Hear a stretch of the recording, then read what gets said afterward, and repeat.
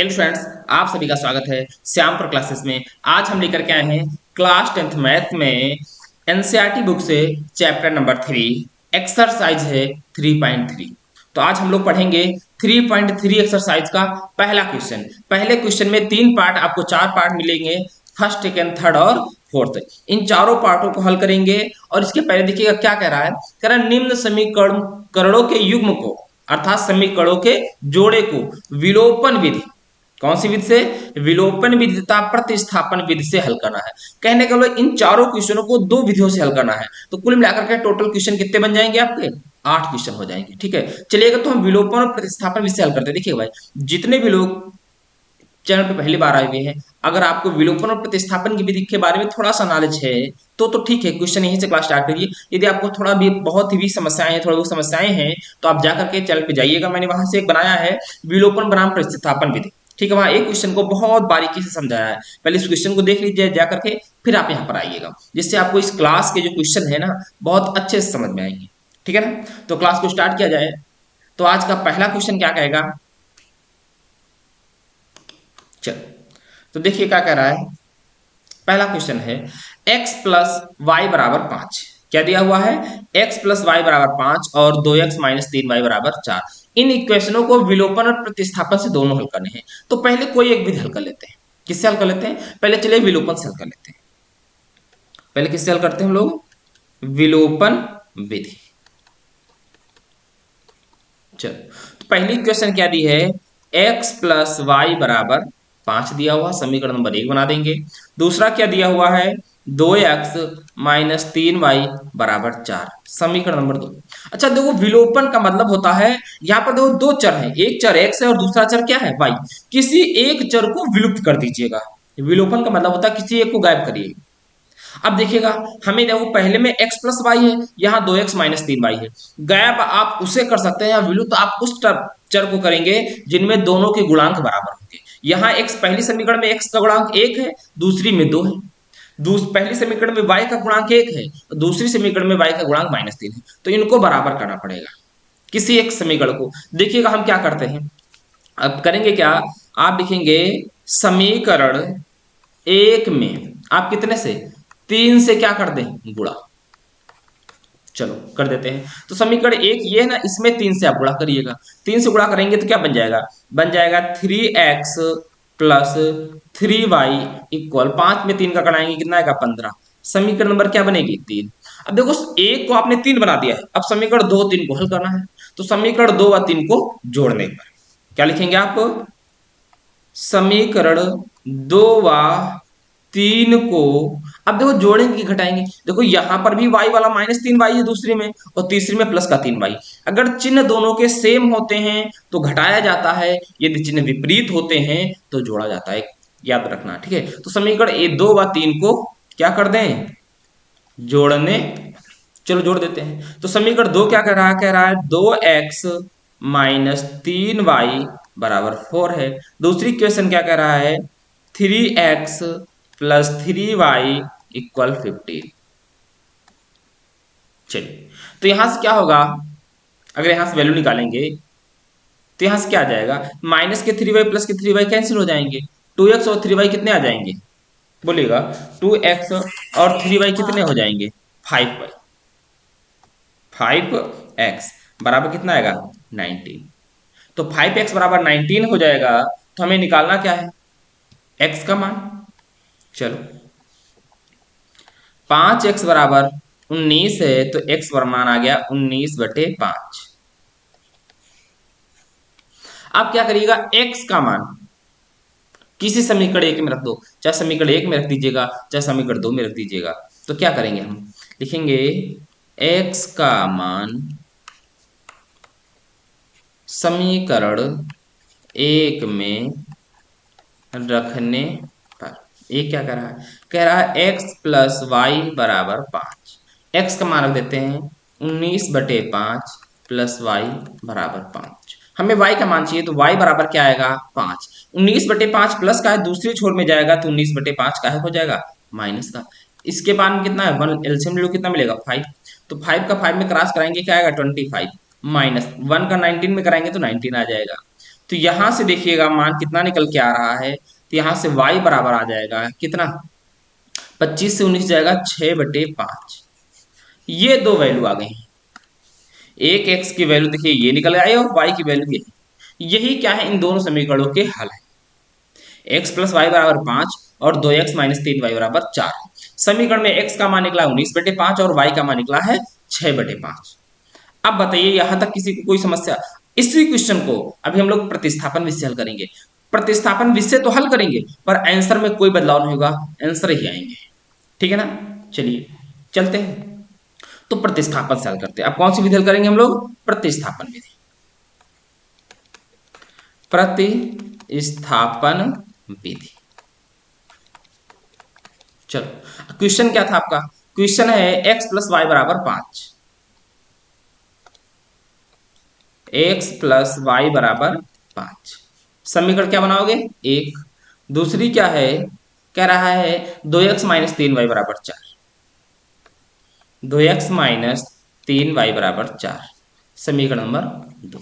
अच्छा देखो प्रतिस्थापन विधि में क्या होता है, पहले आपको ये पता होना चाहिए। देखो प्रतिस्थापन का मतलब होता है, जैसे समीकरण एक ले ली आप, यहाँ पर x और y दो चर हैं, तो बराबर के छोर में एक कोई चर रखिए, चाहे x रखिए चाहे y, बाकी सबको हटा दीजिएगा। कहने का मतलब x का मान y के चर में निकालिए, y के गुणांक चर में, या y का मान निकालिए x के पदों में, कोई एक मान निकालिए। जैसे मैं यहाँ पर x का मान निकाल लेता हूँ, तो x बराबर क्या आएगा 5, ये y प्लस का उधर जाएगा माइनस का। ठीक है ना, इसे मैंने क्या बना दिया, समीकरण नंबर 3।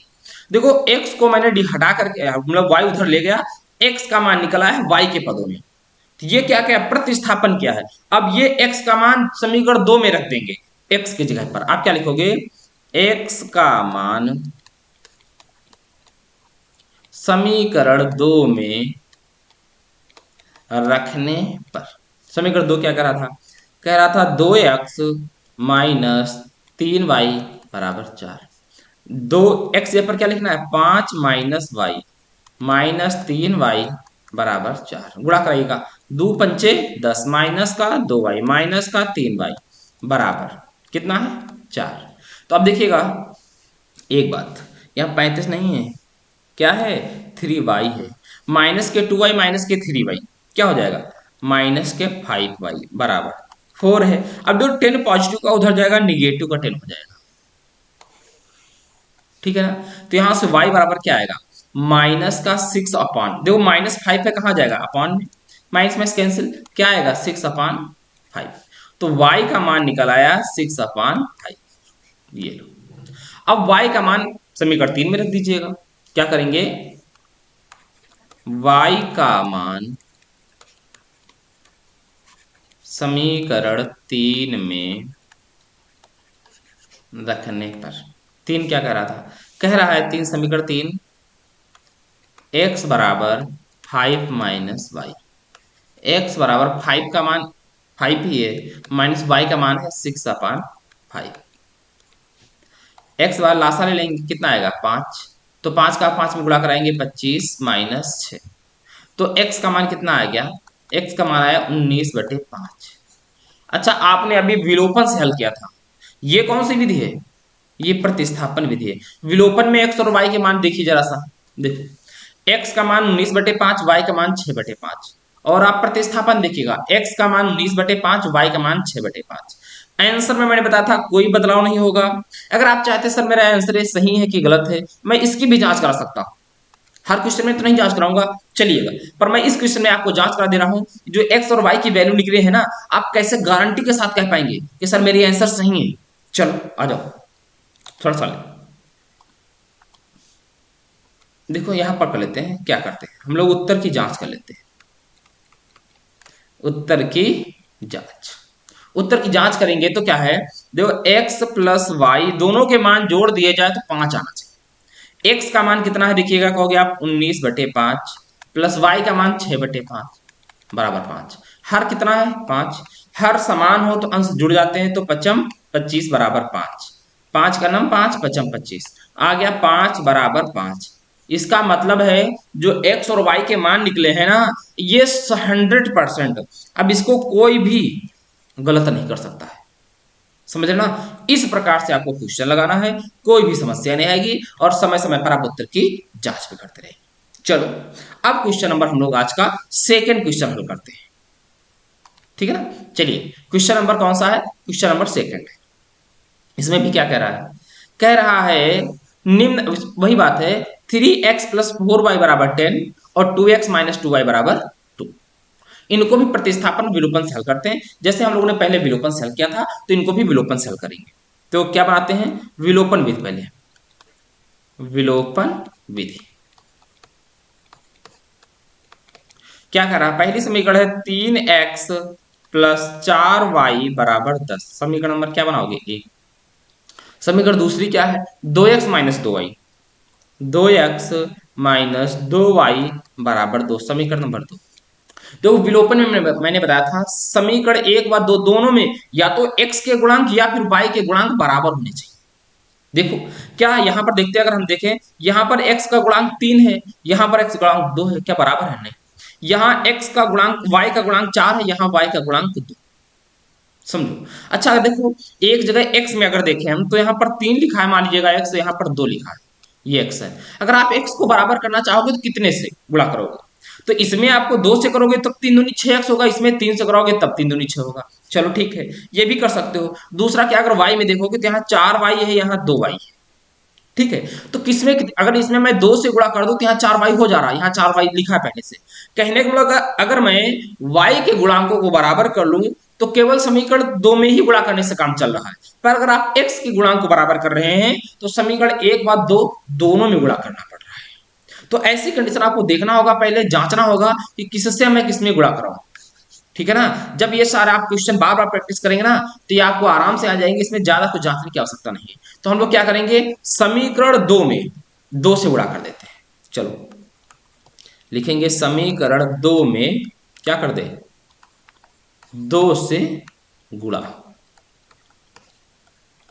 करने पर कर देते हैं। तो क्या आएगा, इसमें 2 से गुणा करना है तो क्या आ जाएगा, 2 का कराएंगे तो 2 दूना 4x हो जाएगा, माइनस का 2 दूना 4y = 2 दूना 4। समीकरण नंबर क्या बन गई, 3। अब देखो समीकरण 3 और 1 दूसरी को तीसरी बना दिया है, तो अब 1 और 3 को हल करेंगे। तो अब 1 और 3 में देखिए मैंने y के गुणांकों को बराबर किया है ना। तो अब देखो जो y के गुणांक आपने बराबर किए हैं, क्या वो समान चिन्ह में है या विपरीत चिन्ह में। तो आप देखेंगे समीकरण 1 में जो y है प्लस का है, और समीकरण 2 में जो y वाला गुणांक है वो काय का है, माइनस का है। जब विपरीत चिन्ह होते हैं तो जोड़ा जाता है, समान चिन्ह होते हैं तो घटाया जाता है। तो समीकरण 1 व 3 को जोड़ने पर क्या लिखेंगे हम लोग, समीकरण 1 व 3 को क्या कर दें, जोड़ने पर कर देते हैं। चलो जगह नहीं इधर लिख लेते हैं। समीकरण 1 क्या है, 3x + 4y = 10। समीकरण 3 क्या है, 4x - 4y = 4। अब क्या करेंगे, देखो 4y प्लस का माइनस का क्या हो जाएगा, कैंसिल। यहाँ क्या आएगा, यहाँ आएगा 7x बराबर, यहाँ क्या बचेगा 14। तो x बराबर क्या आएगा, 7 दूनी 14, तो x का मान आ गया 2। अब x का मान चाहे आप समीकरण 1 में रख दीजिएगा चाहे समीकरण 2 में रख दीजिएगा, आंसर में कोई प्रॉब्लम नहीं होगी। तो हम लिखते हैं x का मान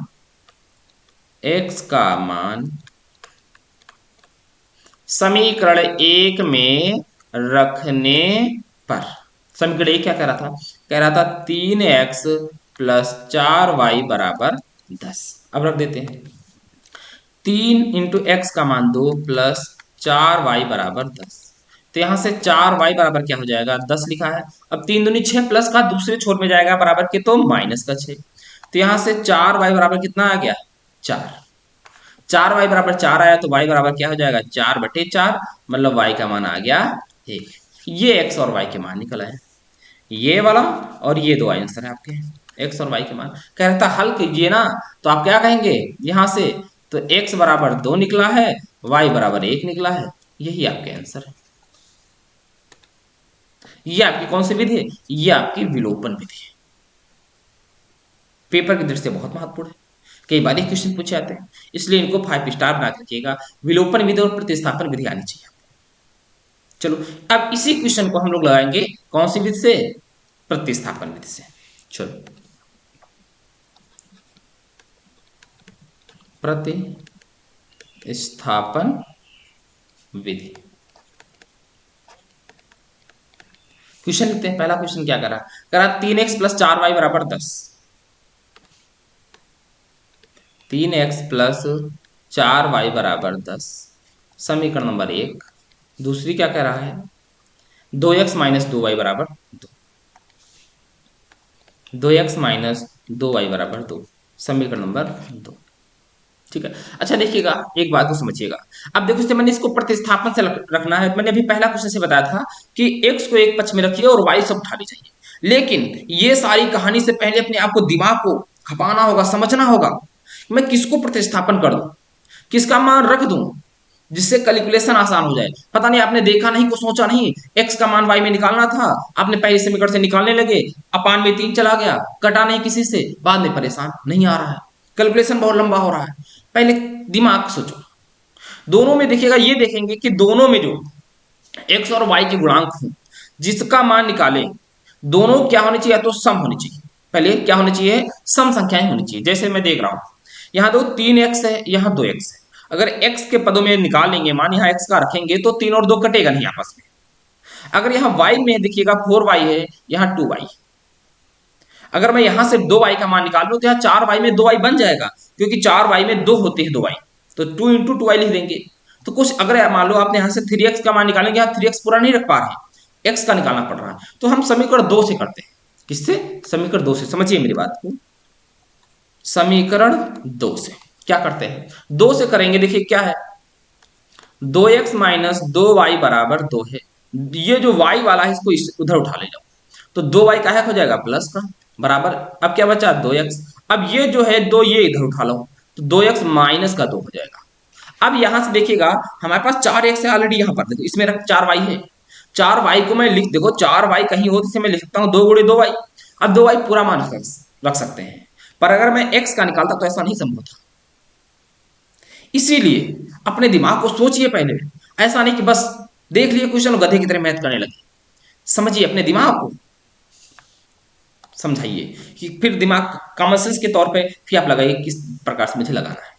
इन सारी बातों को आपको ध्यान देना पड़ेगा। चलो ठीक है। अब इसे मैं क्या कर देता हूं, यहां तक मान निकाल लिया, किसका, y का। इसे समीकरण नंबर 3 बना दिया। अब 2y का मान समीकरण 1 में रखने पर क्या रख देते हैं, 2y का मान समीकरण 1 में रखने पर, समीकरण 1 क्या कह रहा है, समीकरण 1 कह रहा है 3x प्लस 4y। 4y को क्या मैं 2 इंटू 2y लिख सकता हूं, हाँ लिख सकता हूं, बराबर 10 है। अब 2y का मान है 2x माइनस 2, तो देखो 3x प्लस 2। अब यहां पर रख सकते हैं ब्रैकेट में 2y का मान टोटल का रख देंगे 2x माइनस 2 बराबर 10 है। ठीक है ना। अब यहां से देखिएगा 2 का गुणा कराएंगे, 3x प्लस 2 का गुणा करेंगे, 2 दूना 4x हो जाएगा, माइनस का 2 दूना 4 बराबर 10। अब क्या करेंगे, 4 3 कितना हो जाएगा, 7x बराबर 10। अब देखो 4 इधर प्लस, माइनस का उधर जाएगा प्लस का, तो 7x बराबर 14 आ गया। तो x का मान कितना आ गया, 2। अभी विलोपन से हल किया था मैंने, तभी इसका मान कितना आया था, 2 आया था। यहां तक किसी को कोई समस्या नहीं। चलो अब क्या करेंगे हम लोग, अब x का मान समीकरण 3 में देते हैं। x का मान समीकरण 3 में रखने पर, ठीक है, क्या कह रहा है, 3 कह रहा है 2x बराबर 2y बराबर 2x माइनस 2। तो 2x बराबर 2x का मान रखिए 2 माइनस 2, तो 1 मिनट, 2x नहीं दिया है, क्या है 2y है, 2y। 2y बराबर क्या आएगा, यहाँ 2 दूना 4 से 2 जाएगा, 2 बचेगा, तो 2y बराबर 2 है। तो अब यहां से देखिए भैया y बराबर कितना आ जाएगा, 2/2, मतलब y का मान कितना आएगा, 1 आ गया। अब देखो यहां से जरा सा आप देख लीजिएगा, x का मान जो निकला था कितना निकला है, 2, और y का मान जो निकला है 1। ये आपके आंसर है। आपने इसे विलोपन से लगाया था तब भी x के मान यही आए थे, आप यहाँ पर देख सकते हैं। ये देखिए दोनों मान यही निकले थे, x का मान 2, y का मान। और मैंने जब इसी को प्रतिस्थापन विधि से लगाया है तो x का मान 2, y का मान 1। देखिए विधियां लगाने की चेंज होती, इसे आप वृत्त गुणन विधि से लगा सकते हो, इसे आप रैखिक प्रोग्रामिंग विधि से लगा सकते हो, ग्राफी विधि से लगा सकते हो। इसका मतलब ये नहीं कि इनके आंसर चेंज हो जाए। लगाने की विधियां चाहे आप जो मेथड से लगाइएगा, क्वेश्चन का आंसर सेम ही रहेगा। ठीक है ना, इस बात को ध्यान रखना। चलिए क्लास थोड़ी सी लंबी हो रही है क्योंकि एक क्वेश्चन को दो दो विधियों से लगाना पड़ रहा है। ठीक है ना, तो हम लोग आज ऐसा करते हैं, क्वेश्चन नंबर जो एक था, देखिए समझिएगा, क्वेश्चन नंबर एक का मैंने इस क्वेश्चन को सॉल्व कर दिया है। ठीक है, और इस क्वेश्चन को सॉल्व कर दिया है, तो ये दो क्वेश्चन मेरे हो चुके हैं। अब इन दो क्वेश्चन के लिए हम लोग अगली क्लास में देखेंगे, नहीं तो क्लास बहुत लंबी सी हो रही है। ठीक है, लगभग 20 मिनट की क्लास हो चुकी है। मैंने सबसे पहले बताया था कि जो आपको क्लास मिलेगी वो 20 से 25 मिनट की ही मिलेगी। अगर मैं तीसरा क्वेश्चन लगाता भी हूँ तो क्लास का समय मान लीजिए कम से कम 40-50 मिनट हो जाएगा, 40 मिनट मिनिमम हो ही जाएगा। ठीक है, क्योंकि दो क्वेश्चन शेष का मतलब 4 क्वेश्चन है, क्योंकि दो विधियों से लगाना है। चलिए, तो आज की क्लास को हम यहीं पर रोकते हैं, फिर कल हम मिलेंगे क्वेश्चन नंबर एक के पार्ट 3 और पार्ट 4 के साथ। तब तक आप सभी लोग बताइएगा इन क्वेश्चन, इस क्लास को, ये क्लास आपको कैसे लगी है, इन क्वेश्चनों को जो मैंने समझाने का तरीका है आपको कैसा लगा है, समझ में आया कि नहीं है। कहीं पर किसी को कोई समस्या हो तो आप कमेंट करके बता सकते हैं। ठीक है ना, अगर आप चैनल पर पहली बार आए हैं तो चैनल को सब्सक्राइब कर सकते हैं, वीडियो को लाइक कर दीजिएगा, इससे अगला वीडियो का नोटिफिकेशन आपको सबसे पहले मिलेगा। चलिएगा, फिर मिलते हैं अगली वीडियो में, तब तक के लिए दोस्तों जय हिंद जय भारत।